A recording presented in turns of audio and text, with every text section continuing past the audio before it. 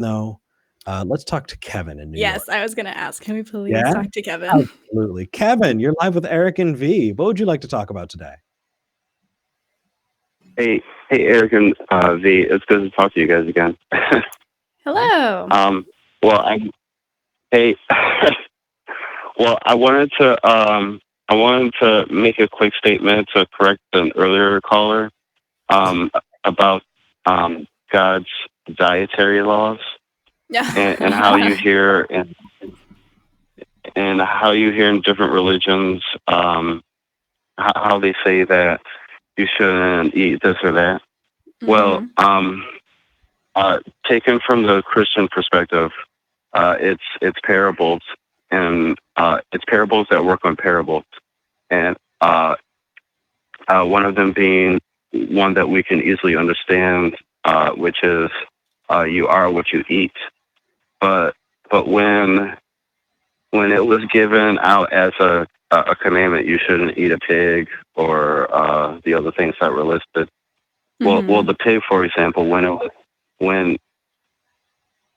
it was said that you shouldn't eat a pig, it means that you shouldn't have the nature of a pig, in which a pig, when it's hungry, doesn't know its own master. Only until when it's fed that it becomes silent again. Well, it's interesting you say this is the Christian interpretation, because I was certainly a Christian, and that's a brand new interpretation for me. Yeah, same here. That was just presented as a Mosaic law that we didn't have to follow anymore in my church. Yeah, something about antibiotics not being invented yet. But let's get to your topic, because that sounds very interesting. Yeah, what did you want to talk about? Okay. Well, I wanted to talk about the occult and what people do in the occult, which are you in the occult? It's many things that lead. Well, no, not at all. But I've researched a whole lot of things having to do with it. Can I ask you a little bit to define what the occult means to you? Like, what are you talking about when you're talking about the occult? Like, can you give me different religions or practices that you group in that category? Well, yeah, it's a vague statement, because the meaning of occult just means hidden, and okay, but it goes back until the time where you would say that Jesus was alive, and even back further to the beginning. Wait, hidden stuff goes all the way back to the beginning? I'm confused. I'm sorry, this is going to be a sticking point for me. Before I can talk about anything about what individual people do in the occult, I need to know what the occult means. Occult literally just means hidden. Right, but when you use it, when you're talking about the occult, what do you mean by it? Do you just mean hidden things? So like the fact that I'm wearing shorts and not being fully professional, even though I've got a blazer on, is that the occult because that part of me is hidden in the camera? Yeah, when you go home and you put yourself in your room, are you doing because well, no, it's what people have classified as ancient mystery religions, which usually stem out of paganism. But you can't narrow down which what any particular group worships as a deity.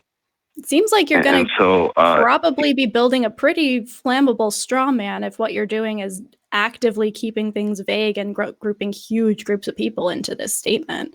Usually getting more specific is better, but you're saying you're purposefully saying everything that isn't one of the maybe 3 Abrahamic religions, or? I don't know about that, but where I'm going with this is that even the everyday person that dwells into what we would consider to be the occult, such as using Ouija boards and stuff like that. Well, before I continue, listen, this isn't crazy, because even a well-known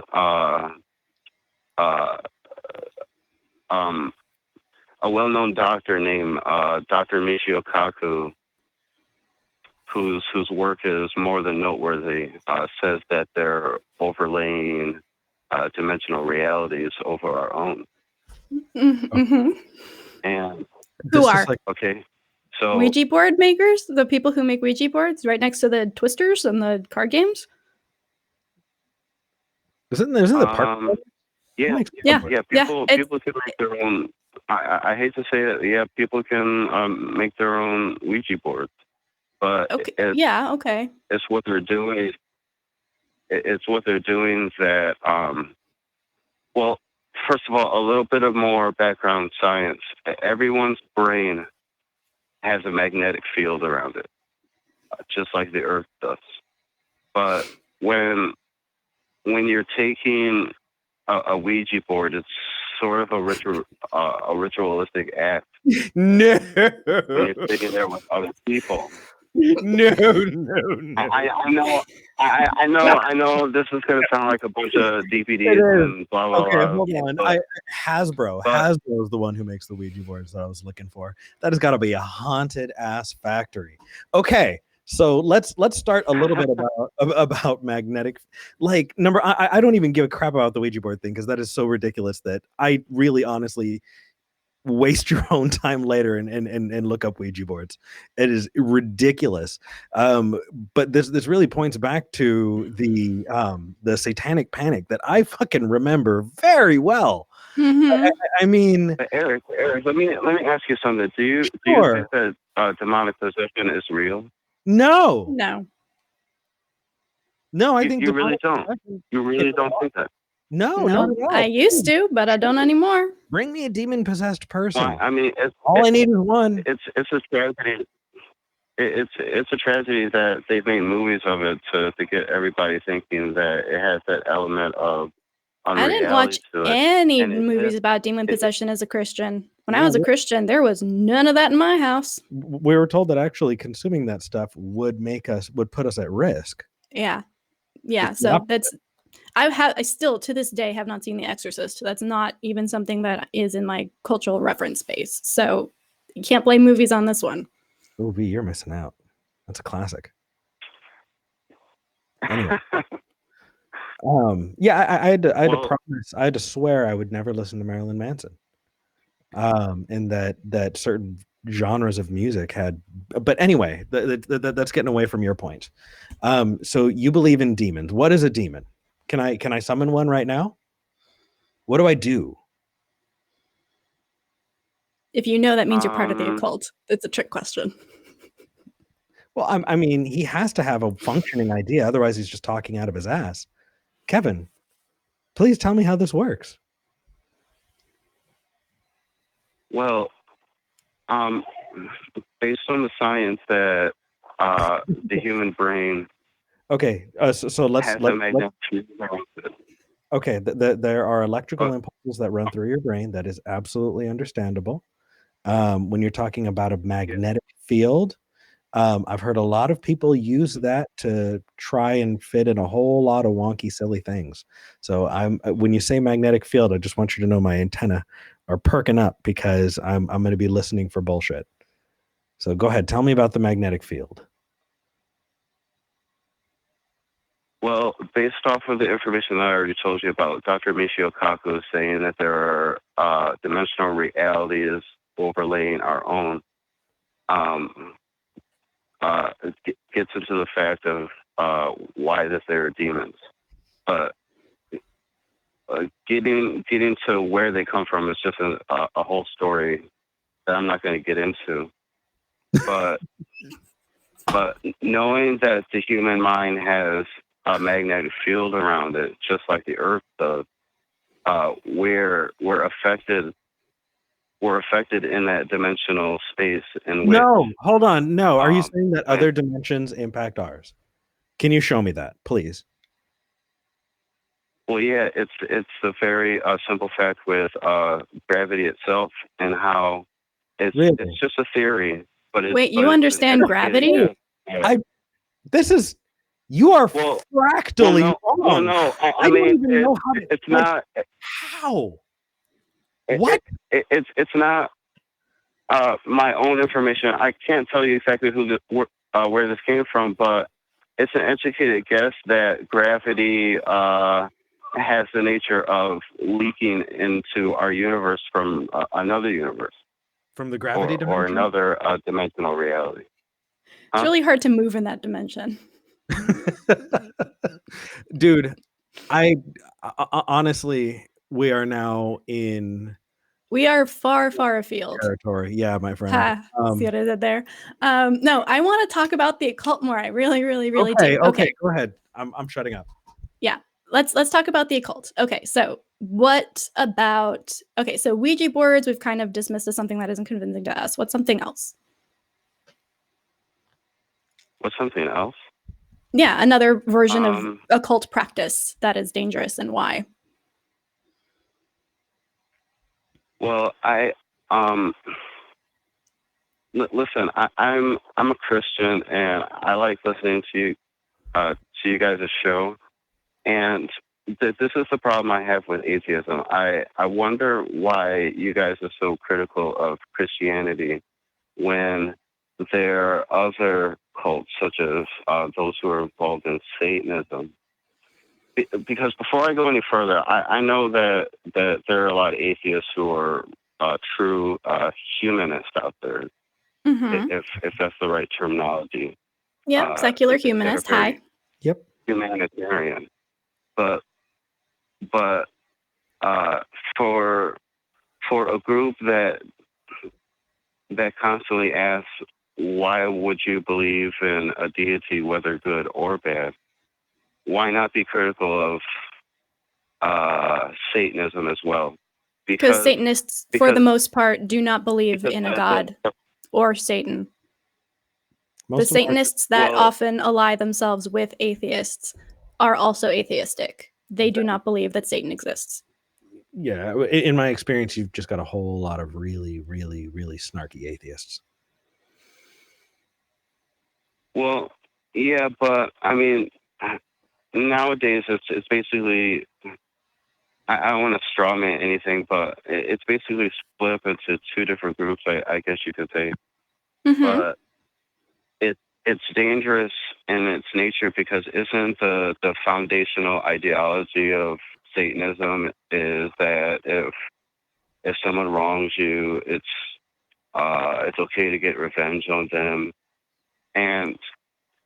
but no, that just goes beyond another point. Like there's evidence. I can probably read you the tenets of Satanism, and you will agree with all of them because they are humanistic in nature. I mean, yeah. I mean, honestly, dude, Kevin, sorry, called you dude. I'm feeling a connection right now. I was laughing and having fun, and then it kind of hit me in the gut that I'm talking to somebody who probably is in a version of Christianity that is very similar to the one I grew up in. And you are the victim of a lot of bad information. Just straight up wrong information, not necessarily given to you as something they knew was wrong. They probably also believe it too. But oh my goodness, I encourage you to go out and do more research on this, because the things you're bringing up, the ideas you're wrestling with on this call right now are so similar to me, how I used to be. I was scared of Ouija boards. I was upset at movies that depicted demonic possession. I thought that Satanists were evil and worship the devil. These are things that Christians believe that simply aren't accurate. And it's not your fault that you believe these things. You were told them, no doubt, by people that you trust and have authority and are smart in other areas. So of course they'd be smart here too. But my request for you is that... Can I say this real quick? Okay. Can I say this real quick? It's not crazy to believe that there is a spiritual adversary of mankind that is negative. And the reason why I say that is because Yeah, I mean, yeah, it is crazy, dude. We misunderstand it because, like for example,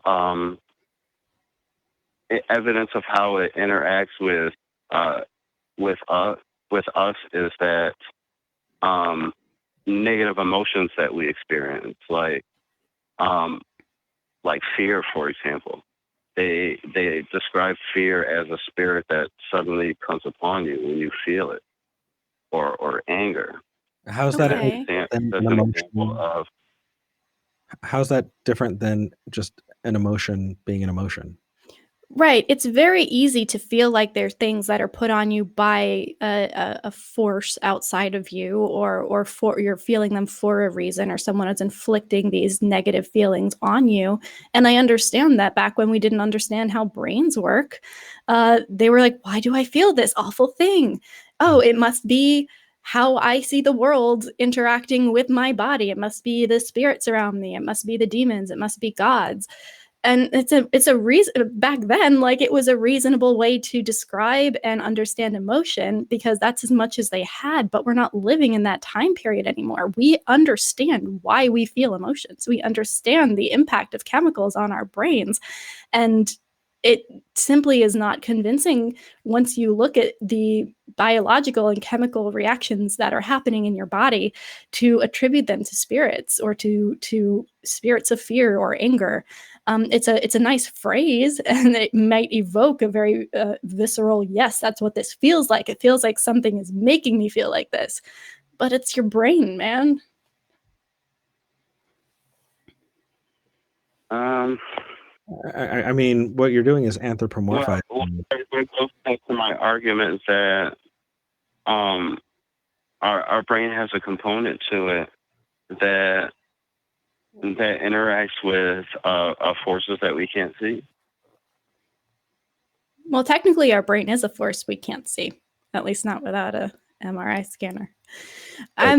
I'm tired. I haven't had caffeine. I'm making really bad jokes today. It's okay, Kevin, dude. Yeah, it is. It's anthropomorphizing things, and when you do that, when you take in an idea and a concept and you try and give it a personality, a life of its own, then you get people like Kenneth Copeland. Did you see what he did? The whole, speaking to COVID-19 and blowing the winds of God, to get rid of COVID-19. I mean. Well, yeah, it's like when you're being correct about the criticism of Christianity, it's right when you're pointing out exactly what they're doing wrong, because the denominations have done a lot of bad things. I can't admit, but sure. So, but I can't admit that. But here's another weak point. It proves, Kevin. It proves a Bible verse that. Hold on. Here's another weak point, Kevin, and one that I think that you would probably do really well to. It would help you, and that is, if you take something like fear, let's say, which is an emotion, and you anthropomorphize it into something that is somehow supernatural, what you're doing is putting it in a box that we're no longer able to explore, when there are tons and tons of things that you can do, things that involve medication, that involve therapy. If somebody has experienced trauma, that trauma can impact their life. And if you take it and you separate it away from those things that could potentially help you, cognitive behavioral therapy being one of them, recognizing and healing, it's dangerous when you do that, when you apply a personality to a feeling. It's not a thing. It's in the same way that we describe, certain characteristics, right? If you have, X, Y, and Z symptoms, that is the flu, right? If you you can take all of these different characteristics, and it's just very difficult to see that being beneficial to the world. Right? I just ascribe that to negative emotions, because it only seems demonic to me when someone becomes overtaken or completely overwhelmed by a particular negative emotion. Okay, is it demonic when somebody is really happy? No. Okay. No. I said that I only ascribe that to negative emotions. Yeah. Is it possible that those emotions are just yours because you're a complex human that has feelings? Also, just to throw this out there, I know many pagan people who get very happy while practicing their occult practices. And I personally read tarot cards, and it makes me feel really happy and really relaxed and really calm. So, are those from God? No, it's not. But Christians have to understand that there are miracles and things that happen on a supernatural level that happen outside of God. So you're saying there are miracles. I'm assuming that means good things that happen outside of God on a spiritual, supernatural level. Yeah. Interesting. Oh, I feel like we just opened a very interesting door here. I could go on all day. I think we need to take at least one more caller, but it feels like a can of worms. I just don't know. See, this is fascinating to me, because then I go into the whole like, okay, well, if good supernatural things can happen outside of God, then oh boy, what else is out there?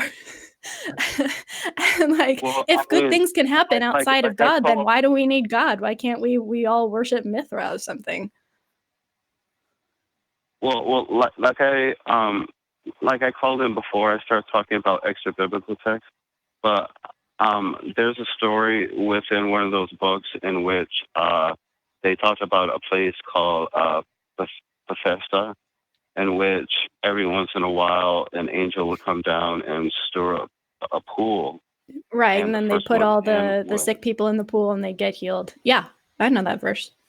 Well, no, it's the first one who entered into the pool would be healed.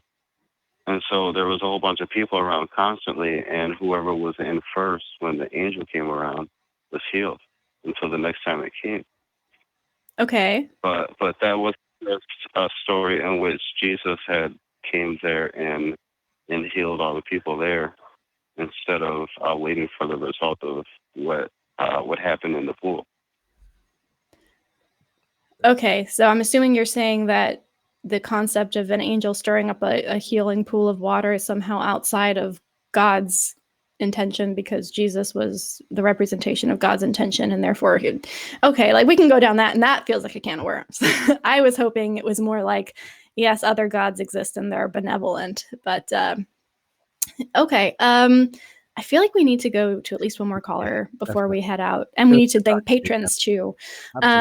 But Kevin, I want you to know I was laughing, I was having fun, but honestly, I've been where you are. I know that's scary to hear an atheist say that they've been right where you are and understand exactly where you're coming from. You might not believe that, but I really have, and I encourage you to keep calling the show, keep get on the Discord, have more conversations, do more research. There is no reason to be afraid. There's no demonic possession. There are no this is not something that you need to be afraid of. And when I realized that that was not something that needed my fear or my concern anymore, oh my God, the weight lifted off my shoulders. It was amazing. And then I had brain space to do other cool things that had nothing to do with supernatural realms. So just keep looking. You're asking the right questions. You're talking to the right kinds of people. Keep asking. But yeah, just keep on doing what you're doing. Okay, cool. It's good to talk to you guys again. Good to talk to you too. All right.